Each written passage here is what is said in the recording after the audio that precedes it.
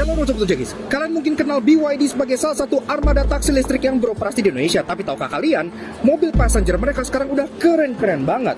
Ini adalah salah satunya, dibangun di e-platform 3.0 yang baru mereka. Ini adalah BYD Dolphin tahun 2022.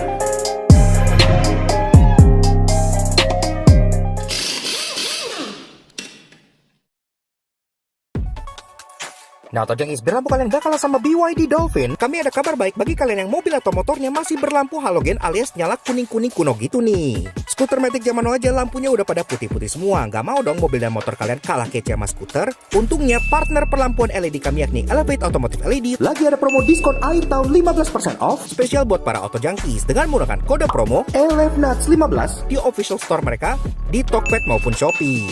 Kami berani rekomen Elevate LED karena terbukti setelah mencoba tipe Forza di Jazz-nya Alex, selain sinarnya lebih terang dari masa depan kami, juga memiliki cut-off yang sempurna sehingga gak nyilauin kendaraan lain. Semuanya plug and play serta kualitasnya OM great banget. Masih gak percaya? Boleh kok kepoin testimoni kepuasan usernya di Tokped maupun Shopee, atau cek aja Instagram resminya Elevate Auto @elevate.auto untuk menghapus semua keraguan kalian. Pokoknya kualitasnya juara banget. Dan tentunya didukung garansi resmi up to 2 tahun, so pakainya juga jadi tenang banget. Mau ganti lampu? Langsung aja kunjungi official store-nya Elevate Auto di Tokopedia maupun Shopee dan gunakan promo code ELEVNUTS saat checkout untuk klaim diskonnya ya guys. Dan pastinya promo ini terbatas dan tentunya limited stock pula. Jadi nggak pakai lama kalau kalian pengen upgrade perlampuan mobil dan motor kalian, lakukan bersama Elevate Automotive LED untuk masa depan serta pandangan ke depan yang lebih cerah.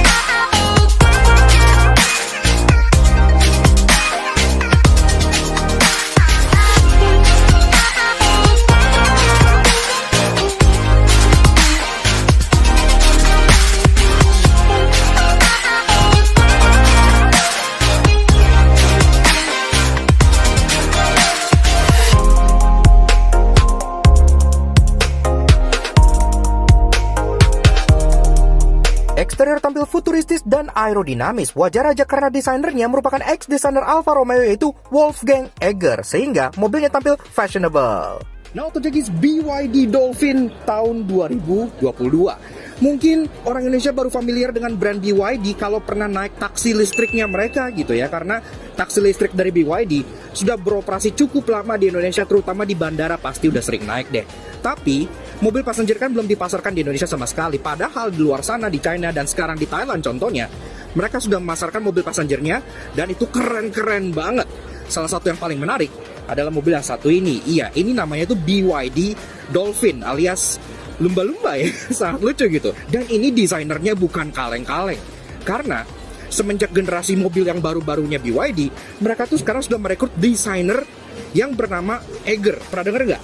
Kalau kalian pernah dengar, itu adalah ex-desainernya Alfa Romeo. Iya, bahkan Alfa Romeo 8C Competizione itu dia yang desain.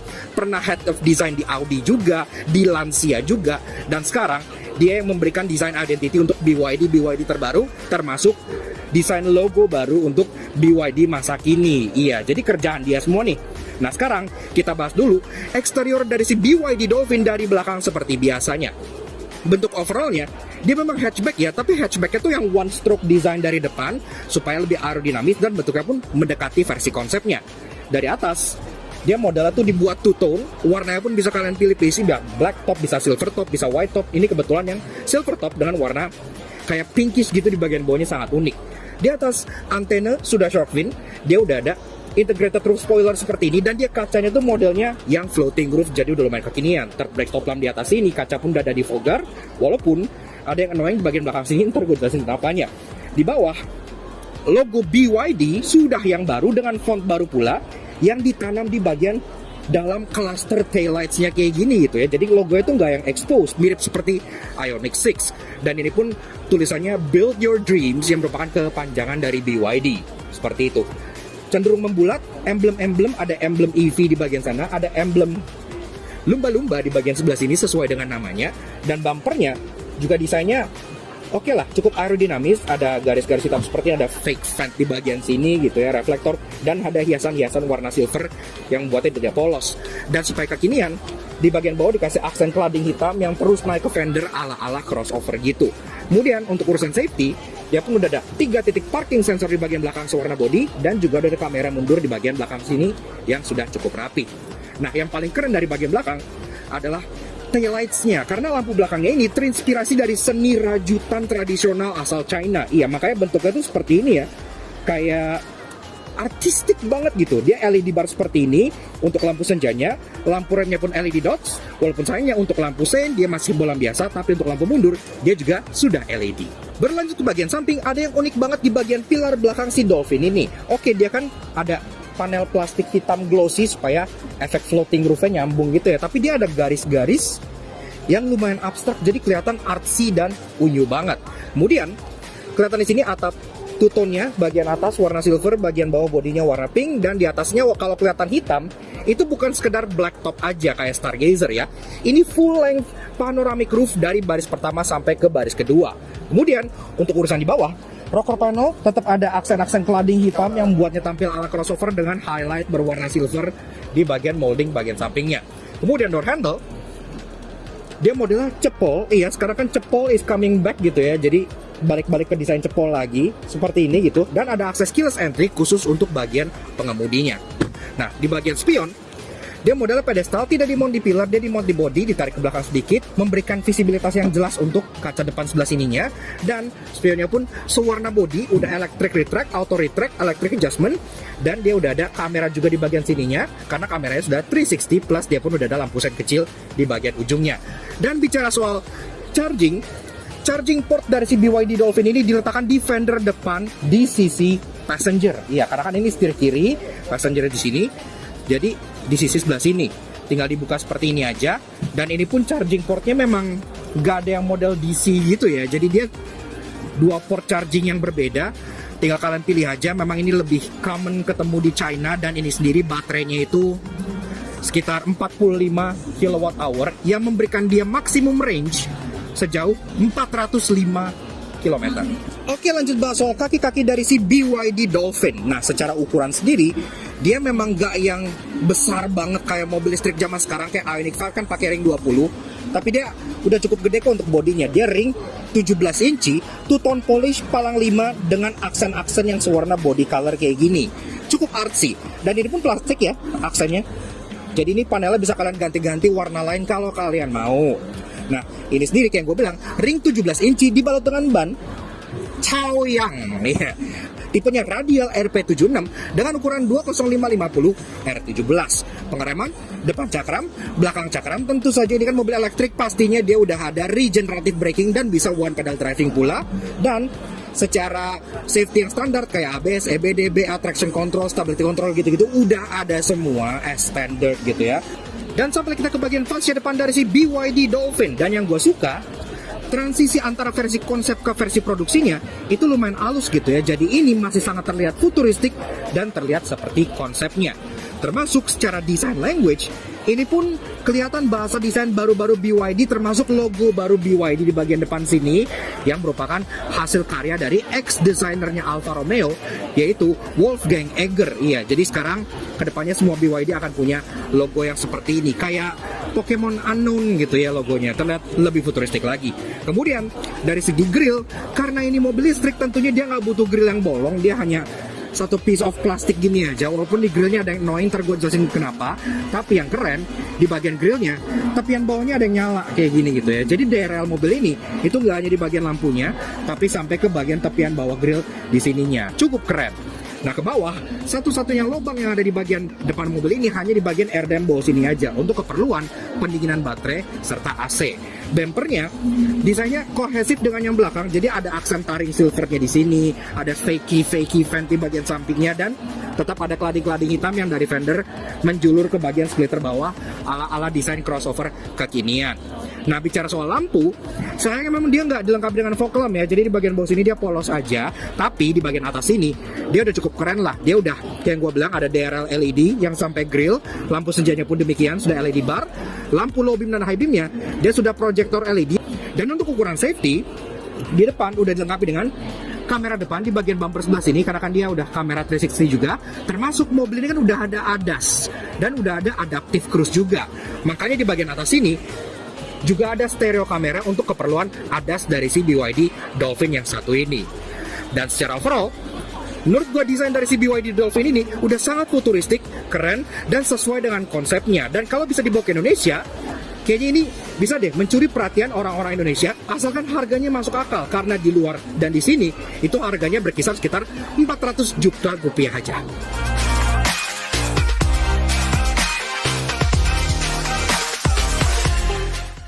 Interior tampil sangat ekspresif dengan kombinasi warna yang sangat berani, ditambah soft touch materials dan high-tech equipment seperti layar besar, membuatnya tech-savvy juga.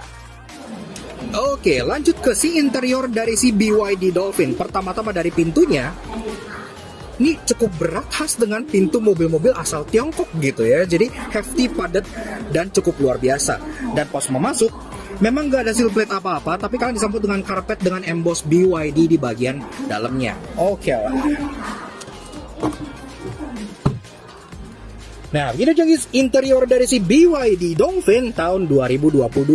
Sebelum kita bahas desain, fitur, dan ada apa aja di bagian dalam sini, seperti biasa kalau kalian suka dengan kami, kenapa kalian support kami? Cara klik tombol di bawah dan klik tombol merah terusik untuk subscribe ke channel Soto Jangki. Jangan lupa nyalakan loncengnya supaya kalian gak pernah video baru dari kami, dan juga main-main ke Instagram kami di Lagnats_AJ untuk info otomotif terbaru yang pasti menghibur kalian. Oke, karena kita di pameran, pastinya kan kita nggak bisa startup mobilnya, ya karena kan kita tidak megang kunci gitu, dan ini bukan di Indonesia. Nah jadi at least bagian kapasinya tidak dikunci, jadi untuk spek mesin, motor listrik, dan lainnya itu kurang lebih seperti ini. Nah, Jangkis, bicara soal berpacu motor listrik dari si BYD Dolphin ini udah oke banget karena dia pakai permanent magnet synchronous motor 130 kW atau setara 170 HP dengan torsi 290 Nm yang dimate ke transmisi, single speed tas mobil listrik berpenggerak roda depan. Baterainya, teknologi terbaru Blade baterainya BYD yang tipis berkapasitas 44,9 kWh yang bikin dia bisa jalan sejauh 405 km. Top speednya 130 km per jam dengan 0-100 dalam 7,5 detik aja. Oke banget.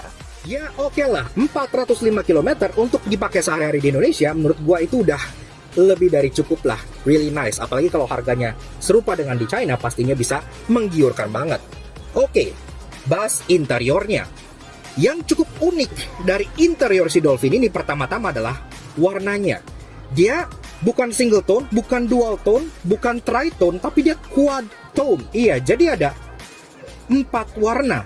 1, 2, 3, 4, 5, sorry, pentatone. Interiornya pentatone.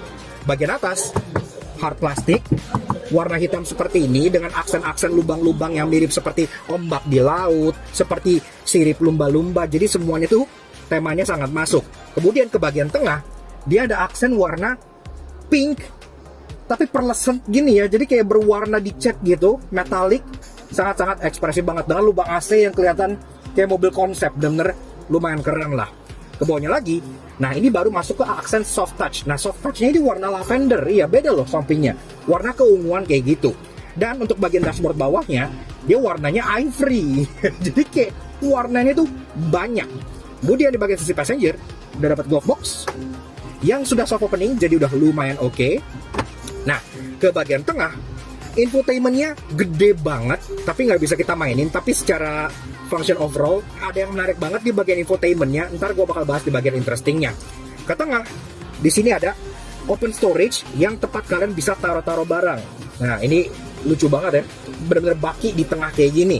Yang di belakangnya ada beberapa controls. Pertama-tama untuk shifter. Jadi shifternya itu tentu dia electric shifter, cuman nggak kayak contohnya Ioniq yang dimount di pilar atau Genesis yang diputar-putar di sini. Dia tuh shifternya di sini nih, dan dia diputar di atas ke bawah seperti ini. Jadi cukup simple ya. Kemudian ke bagian kanan-kanannya ada banyak banget tombol. Ada drive mode, kemudian ada snow mode, ada hazard di bagian tengah, ada juga untuk AC, dan untuk shortcut defoggernya termasuk untuk volume model scroll wheel, dan dia gede di sini ya. Serta untuk nyalain dan matiin audionya, kalian tinggal pencet aja kayak gini. pencet untuk nyalain matiin, dan scroll untuk bagian volumenya. Dan ini feelingnya pun oke loh, nggak yang terlalu cheap gitu ya, masih yang kayak clicky, enak diputernya. Nah, ke bawah lagi, kita masuk ke bagian konsol tengah yang lumayan besar, karena center konsol ini dia lumayan high console. Di bagian balik sininya, ini agak tersembunyi sih, emang ada 12 volt socket di sini, situ, dan juga ada USB-USB-an, yang paling kanan untuk charging, yang paling kiri untuk input USB untuk multimedianya. Serta ada rolling door di sini yang bisa dibuka, mirip kayak expander gitu ya, yang nge-reveal tempat penyimpanan tertutup di bagian sininya. Nah, mundur sedikit, ini ada dua buah cup holder di bagian tengah sini yang easy to reach dan enak, dan ke belakang lagi ada electric parking brake yang desainnya tuh senada dengan ini ya, jadi kayak bulat-bulat gini gitu. Di kirinya auto hold, di kanannya untuk matiin traction control. Dan di belakangnya lagi ada wireless charger. Wireless chargernya pun kalau kalian nyimpen handphone tuh enak karena dia tersembunyi gini gitu ya. Jadi handphonenya tuh masuk setengah ke bagian dalam. Dan kalau kalian lihat, ini kan warnanya silver nih.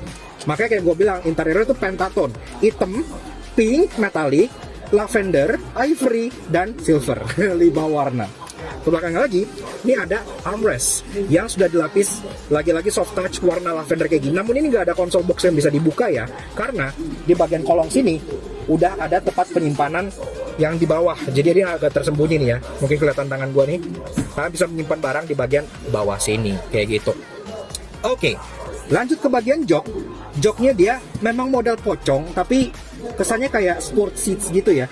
Dan ini pun lagi-lagi joknya desainnya agak rame, iya. Jadi dia ada warna hitam dengan piping warna lavender. Di bagian bawah sini warnanya ivory dengan garis-garis, dengan kombinasi warna lavender lagi di bagian sininya. Pengaturan jok untuk bagian driver sini maksudnya, biasanya setir kanan. Untuk driver dia sudah elektrik, dia bisa sliding, bisa reclining, dan juga ada seat height adjuster. Jadi nyari posisi sudah enak, walaupun untuk bagian sisi passenger dia masih manual. Lanjut ke bagian setir. Nah, setirnya juga cukup unik. Jadi dia modelnya kayak buntut lumba-lumba kayak gini. Jadi kayak bener-bener sesuai dengan nama mobilnya. Setirnya bisa di-adjust, tilt, tapi tidak bisa teleskopik seperti itu. Nah, di sini pun setirnya sudah dilapis kulit, jadi digenggamnya pun cukup enak gitu ya. Dia cukup chunky, nggak terlalu besar juga. Dan ada aksen silver-silver ke bagian bawah sini yang lagi-lagi bentuknya seperti buntut lumba-lumba. Di bagian tengah ada logo BYD yang baru yang terlihat seperti map topografi sonar gitu ya. Dan suara klaksonnya seperti ini. Memang agak imut ya, sesuai dengan nama mobilnya. Termasuk tombol-tombolnya udah lengkap. Di bagian kanan ada audio steering switch mulai untuk volume, sync track, Bluetooth teleponi, voice command, dan untuk mengontrol MID-nya. Serta untuk di bagian kiri ada tombol untuk ADAS-nya, ada untuk contohnya lane departure warning, lane keeping assist gitu-gitu ya, termasuk untuk nyalain matiin cruise control yang tentunya sudah adaptif. Kalian bisa atur jaraknya di bagian bawah sini. Jadi udah nice banget lah. Speedometernya dia cukup kecil di bagian depan driver di sini, jadi langsung ditaruh di bagian kolom steering sini ya. Jadi memang hanya mendisplay informasi yang vital seperti speed, jarak tempuh, odometer, dan di sini pun ada kayak contohnya door ajar gitu-gitu. Ya cukup sederhana dan mudah dimengerti, dan layarnya pun lumayan high definition walaupun kita nggak bisa explore lebih lanjut. Nah, di sini juga lampu udah otomatis dan dia tentunya sudah auto high beam karena kan sudah ada sistem jadi satu dengan ADAS-nya. Dan di bagian kanan di sini ada engine start stop button yang warnanya silver lagi di sini, tuh ya. Nah, ke bagian atas kaca tengah day night view masih manual kayak gini aja. Dan di bagian atas lagi ada overhead console yang kalian bisa buka dan tutup blind untuk panoramiknya. Walaupun dia panoramiknya itu bukan sunroof, jadi nggak bisa dibuka ya. Jadi dia fixed glass aja kayak Ioniq 5, tapi blindnya dibuka di sini dengan cara disentuh. Jadi udah nggak pakai tombol lagi. Termasuk untuk lampunya, ini pun juga tap-tap dia. Jadi kayak disentuh nyala, disentuh mati gitu. Modelnya tap-tap aja seperti itu. Kanan kirinya ada dua buah sun visor yang dua-duanya sudah ada kacanya dan udah ada lampunya yang sudah LED juga, dan udah ada cup holder. Nah, untuk bagian passenger dia dapatnya grab handle kayak gini ya, model retract. Tapi untuk bagian pengemudi dia dapatnya sunglass holder. Nah, jadi buat naruh kacamata kayak di mobil-mobil jadul. Lucu banget sih, buat ke pantai lihat lumba-lumba, mobil ini sangat pas banget. Oke, lanjut ke baris kedua dari si BYD Dolphin. Pertama-tama dari pintunya, nggak seberat yang depan, ya cukup enteng, tapi dia terbukanya hampir 90 derajat, jadi akses ke belakangnya pun cukup mudah. Termasuk dia atapnya pun walaupun agak sloping tapi nggak terlalu parah ya, jadi kalian masuknya pun lagi-lagi cukup mudah, ingress dan egress. Oke. Nah, ini guys interior dari si BYD Dolphin tahun 2022 untuk baris keduanya. Untuk ruangan, ini jok udah gue set ke posisi mengemudi gue, walaupun isinya orang lain gitu ya. Gue tingginya 170 cm. Di sini gue masih ada ruangan kaki lebih dari 5 jari, hampir 7 jari gitu ya. Jadi masih tergolong cukup lega, bahkan sangat lega untuk sebuah subcompact hatchback. Termasuk headroom, walaupun dia ada panoramic glass roof di bagian atas, tapi headroomnya masih cukup oke kok, masih ada sekitar 5 jarian gitu ya. Jadi masih enak buat duduk di baris kedua sebelah sini. Termasuk kaki pun bisa dimolosin ke kolong jok depan, jadi enak duduknya bisa agak selonjoran. Dan walaupun mobil ini kan elektrik gitu ya, tapi gue rasa lantainya nggak setinggi mobil-mobil elektrik pada umumnya, jadi duduknya tuh nggak yang terlalu dingklik banget gitu, masih enak. Topaan pahanya itu penuh sampai bagian sebelah sini, jadi cukup nyaman. Nah, di bagian tengah kalian sambut lagi-lagi dengan karpet dengan emboss BYD di tengah sini gitu ya. Joknya sama kayak yang depan, dia sangat-sangat feminin untuk varian warna yang ini gitu, karena kan interior bisa pilih warna juga.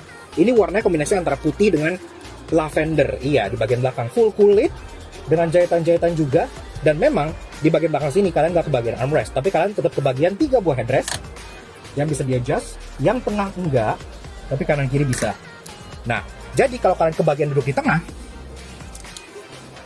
oke lah, kalian tetap ada tempat buat nyandarin kepala, walaupun nggak bisa di adjust, tapi menurut gue ini cukup masih enak buat dipakai nyandar gitu. Termasuk di bagian tengah sini dia nggak ada hum sama sekali, karena kan dia full flat battery aja, kakinya bisa menapak sama seperti di bagian kanan maupun kirinya gitu ya. Dan bicara soal penyimpanan, di belakang sini pertama-tama kalian dapat seat back pocket 3 buah di masing-masing joknya, jadi ada 1, 2, dan 3. Mungkin yang atas ini buat handphone gitu ya, masing-masing dapat cup holder atau open storage di bagian tengah, dan kemudian di bagian door trim sama juga door trimnya. Jadi bagian atas dia warnanya hitam, tapi ke bagian bawah-bawah dia kombinasi antara warna ivory dengan warna lavender yang terlihat sangat-sangat lively banget. Dengan door handle yang terinspirasi dari sirip lumba-lumba, ya cukup lucu. Dan di bagian bawahnya ada door pocket penyimpanan lagi buat kalian nyimpen beberapa hal yang cukup besar gitu ya. Jadi udah oke. Nah, teknologi di sini juga ada charging, walaupun dia cuma satu ya, USB charger di bagian tengah sini. Udah seperti itu aja. Ke atas kalian dapat grab handle masing-masing kanan dan kiri, dan kurang lebih sih begitu aja. Cukup sederhana, tapi yang bikin mobil ini kelihatan lebih lega dibanding aslinya adalah panoramic glass roof-nya ini gitu ya. Jadi dia all the way sampai ke baris kedua, sehingga bikin mobil yang udah terasa lega jadi makin terasa lebih lega lagi. Lanjut ke bagian bagasi. Oke, lanjut bahas soal bagasi dari si BYD Dolphin. Untuk bukanya ada tombol di bagian sisi pengemudi, ataupun kalian bisa pencet electric button di colokan bumper bawah sebelah sininya. Nah, seperti ini. Nah, secara bagasi, karena dia walaupun masuknya kelas subcompact hatchback, tapi dia bodinya cukup besar, bagasinya pun bisa dibilang cukup luas untuk ukuran sebuah hatchback. Iya, jadi kalau kalian pengen taruh satu koper large di sini dengan membuka tonneau cover ini, bisa. Koper medium 2 dimasukin sini, bisa. Belanjaan harian masukin sini pun tanpa masalah sama sekali. Termasuk di bagian bawah sini, tentunya false floor, kalian masih bisa angkat di sini. Untuk nge-reveal bawahnya nggak ada apa-apa, langsung plat besi aja ya, karena kan motor listriknya di depan. Ini kan mobil front wheel drive, tapi di bagian sini ada tutup lagi untuk keperluan toolkit. Seperti ini aja, simple ya, dan cukup rapi. Oke. Nah, kemudian di bagian belakang sini pun dia nggak ada amenities apa-apa ya, jadi cuma ada 1 buah lampu di bagian sini untuk menerangi pas malam hari. Dan kalau kalian butuh ruangan lebih besar, tentunya jok baris kedua masih bisa dilipat. Namun sayangnya memang dia nggak bisa dilipat 60-40 atau 50-50 ya, karena dia jok belakangnya full bench. Jadi kanan kiri tinggal kalian tarik tuasnya, terus kalian dorong aja. Seperti itu. Dan sayangnya dia nggak rata lantai, jadi dia ada candi yang lumayan tinggi di bagian sebelah sini, sehingga kalian nggak bisa slide item langsung ke bagian depannya. Tapi kalau udah ngelewatin candi itu sih, itu udah gede ya. Sampai baris kedua pun kalian mau masukin koper large 3, itu pun udah masuk. Dan sayangnya lagi, di belakang sini load lip-nya tuh lumayan tinggi loh. Iya, load lip-nya tuh kurang lebih segini gitu ya, jadi lumayan tinggi. Walaupun ada satu aksen unik di sini. Di bagian sininya ada ridges yang kelihatan kayak gigi hiu atau kayak lumba-lumba gitu. Pokoknya patternnya tuh lucu, kayak nggak biasa pattern yang ada di sini yang garis-garis atau gimana gitu ya. Jadi oke lah, penuh dengan desain-desain yang sangat unik sekali.